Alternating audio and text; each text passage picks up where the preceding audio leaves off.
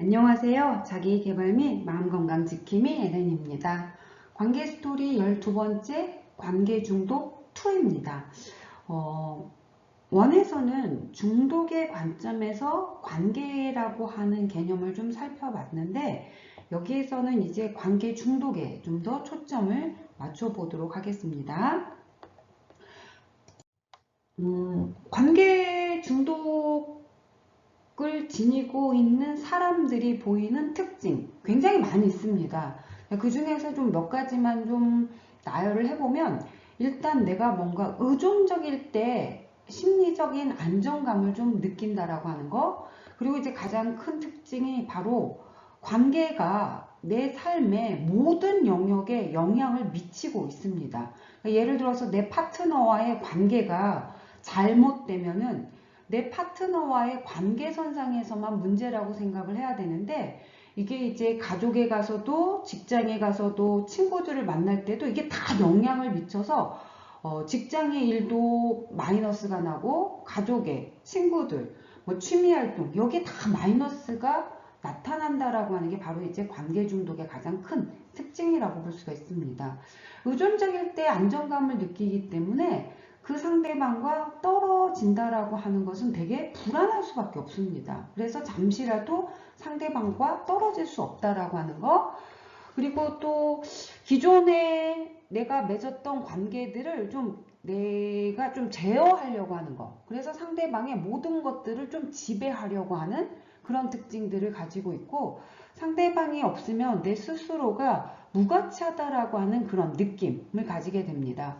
그래서 때에 따라서 상대방에게 증오감도 가지기도 하고 분노를 좀 드러내기도 하고, 그래서 이 관계 중독에 가의 입장에서 중독되어 있는 사람들도 있을 것이고 피의 입장에서 중독이 되어 있는 이런 특징들을 다 가지고 있다라고 볼 수가 있습니다. 근데 이제 관계 중독은 크게 세 가지 유형으로 좀 나눠볼 수 있습니다.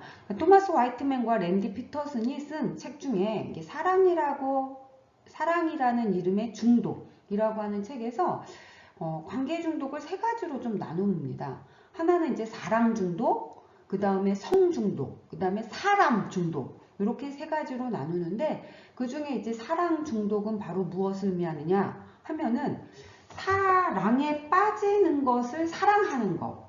그래서 사랑이라고 하는 감정에 초점을 좀 맞추고 있기 때문에, 그런데 우리의 신체 호르몬에서 누군가를 사랑하게 되면 정말 그 사람에 대한 좋은 감정들이 나오기는 하지만 그게 지속되진 않습니다.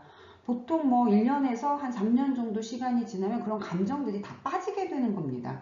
자, 그럼 그런 감정이 빠졌을 때는 사랑하지 않는 거야. 그래서 또 그런 감정을 느낄 수 있는 또 다른 대상자를 추구할 수밖에 없게 되는 거. 그래서 사랑의 감정에 너무 초점을 두고 좀 심하면은 사랑이라고 하는 걸 너무나 높이 이상화 시켜 있는 경우, 이런 경우를 우리가 사랑 중독이라고 볼 수가 있습니다. 근데 이제 성중독은 성적인 욕구와 충동을 채우기 위해서 사랑하는 중독을 말합니다. 그래서 대체적으로 내가 사랑을 하고 있는 그 사람은 별로 중요하지가 않아. 내가 지금 성적 욕구를 해소하고 있는 게 더 중요하기 때문에, 그래서 때에 따라서는 포르노라든지 아니면 자위라든지 여기에 너무 집착이 되어 있는 경우를 성중독이라고 표현합니다. 일명 이제 섹스인 거지. 그래서 섹스와 사랑을 같은 개념으로 생각하고 있는 상태를 우리가 성중독이라고 볼 수가 있습니다. 그 다음에 이제 세 번째, 생각보다 가장 이제 많이 중독되어 있는 게 관계 중독에서도 아마 사람 중독이지 않을까 싶습니다. 사람 중독은 어떤 특정인에 대해서 내가 강하게 애착을 보이는 사랑을 사람 중독이라고 표현합니다. 대체적으로 사람 중독은 부모 자녀 간에서 많이 나타납니다.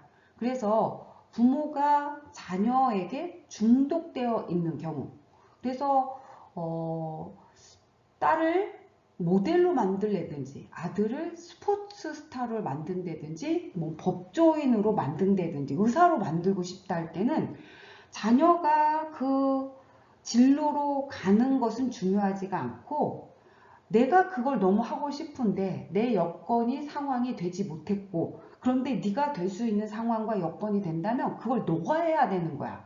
그래서 그 대상을 나와 같은 대상으로서 동일시합니다. 그래서 그 상대방을 통제하거나 혹은 통제를 받으려고 하는 것에 집중되어 있는 거, 우리가 이제 사람 중독이라고 볼 수가 있습니다. 자, 이러한 관계 중독, 예를 들어서 사랑 중독이 되었든 성 중독이 되었든 사람 중독이 되었든, 대체적으로 이 중독군에 내가 노출될 가능성이 높겠다라고 하는 것은 그 사랑이 식은 후에 내가 어떻게 행동을 하고 있는가를 조금 객관적으로 검열을 해보면, 아, 내가 관계 중독에 노출이 될 수도 있겠구나를 좀 알 수가 있습니다. 우리가 이제 PTSD라고 하는 말 들어보신 적 있을 겁니다.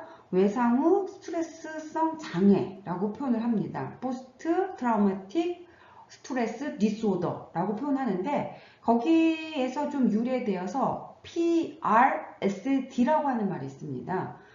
포스트 릴레이션십 스트레스 디소더의 앞자를 따서 PRSD라고 표현하는데, PRSD는 우리가 이제 관계 후 스트레스 장애 혹은 사랑 후 스트레스 장애라고 표현을 합니다. 자, 내가 이제 누군가하고 관계가 뭔가 잘못되었을 때 대부분 이제 이별이라고 하는 걸 하게 되는 거니까 슬프거나 아프거나 속상하거나 이런 감정들이 있을 겁니다. 그런데 그 감정들을 자세히 좀 들여다보면 이런 게 싫으니까 다른 대상으로 이동을 하는 경우가 있어. 그래서 상대방에 대한 사랑이 식으면은 또 다른 대상으로 이동시켜서 내가 사랑이라고 하는 것을 추구한다 하게 되면 아무래도 관계 중독에 노출될 가능성이 있습니다. 그리고 두 번째, 그 사랑이 식었다라고 하는 게 용납이 안 되니까 폭력적으로 돌변을 하게 되는 겁니다. 그래서 예를 들게 되면은 상대방을 좀 공격한다든지 때린다든지 하는 행동을 한다든지, 아니면 자기 스스로한테 자기를 좀 자학을 한다든지 하면은 우리가 이제 관계 중독에 노출될 가능성이 높다라고 볼 수 있을 것이고, 세 번째로는 이제 사랑이 식으면 아예 사랑과 관련되어 있는 관심이라든지 에너지 자체가 다운이 되어서 무기력해지는 경우가 있습니다. 그래서 이혼을 한다든지 아니면은 새로운 사랑을 할 수 있는 사람을 좀 찾아야 되는데, 그런 시도조차 하지 않는 식물인간의 상태로 좀 변화되는 거. 이런 증상들을 내가 좀 경험을 한다 하면은 관계 중독에 노출될 가능성이 있다라고 하는 부분입니다. 그래서 본인이 사랑이 식은 후에 어떤 행동으로 대처를 했는지 그걸 한번 좀 들여다보는 게 좀 필요합니다. 자, 그러면 구체적으로 이런 관계 중독은 왜 일어날까? 라고 할 때 인간이 추구해야 되는 욕망 중에 인정의 욕구라고 하는 게 있습니다.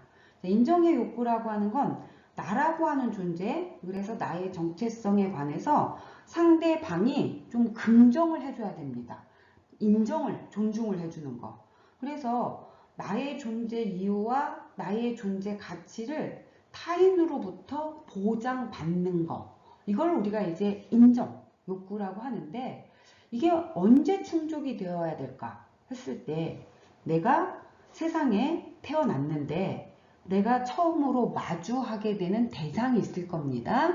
자, 그 대상으로부터 무조건적인 긍정적인 인정과 존중을 받으면 성장하면서 이미 나는 어린 시절에 인정의 욕구가 다 충족이 되어 있기 때문에 인정받으려고 하는 욕망에 집착을 하지 않습니다. 그런데 안타깝게도 생애 출발해서 처음으로 마주하게 되는 대상으로부터 무조건적인 인정과 존중을 받아본 경험이 없습니다. 예를 들게 되면 버려졌다든지 아니면은 폭력이라든지 이런 것들에 노출되어서 성장을 했다든지 하면은 나의 인정의 욕구가 충족이 안 되어 있는 상태이기 때문에 성장하면서 자꾸 인정의 욕망에 집착을 할 수밖에 없고, 이런 경우가 관계 중독으로 이어질 수밖에 없습니다. 그래서 우리가 누군가를 좀 만난다라고 할 때 그게 우정의 감정이 되었든 그게 사랑의 감정이 되었든, 예를 들면은 나의 부족한 것들을, 결핍되어 것들을 채우기 위해서 상대방을 만난다면은 그 관계는 결국에는 관계 중독으로 이어질 수밖에 없습니다. 결핍되어 있는 관계가 될 수밖에 없는 거야. 그래서 우정의 대상이 되었든 사랑의 대상이 되었든 결핍된 것들을 채우기 위해서 사람을 만나는 건 상당히 조심하셔야 될 부분이라고 말씀을 드리겠습니다. 자, 그러면 누군가를 좀 만나고 싶다라고 하는 생각이 들 때, 즉 그러면 언제 관계를 좀 맺는 게 좋을까라고 하는 질문이 들 때, 내가 외로워, 내가 쓸쓸해, 내가 고독해, 이런 상태에서 누군가를 만나게 되면은 안타깝게도 나쁜 사람을 만날 가능성이 높아질 수밖에 없습니다.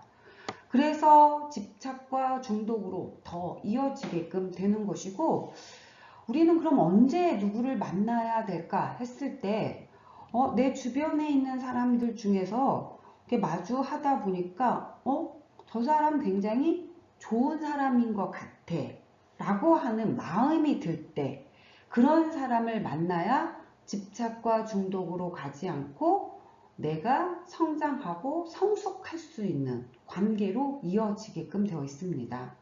그래서 외로워서 연애를 하거나 외로워서 결혼을 하면 그 연애는, 그 결혼은 더 외로워질 수밖에 없습니다. 그래서 우리가 연애, 우정, 사랑 그런 것들은 나누고자 할 때 결핍되어 있는 상태에서는 가급적이면 선택하지 마시고, 그냥 내 주변에 들여다봤을 때 저 사람 좀 매력적인 것 같아, 저 사람 좋은 사람인 것 같아, 그런 생각이 될 때 그 사람에게 프로포즈하고 노크를 하고 차를 한 잔 마시자고, 이러면서 관계를 좀 돈독하게 만들어가는 거, 그래야 그 관계가 나를 성장시킬 수 있다라고 하는 거 기억하시기 바랍니다. 관계는 지속되겠습니다.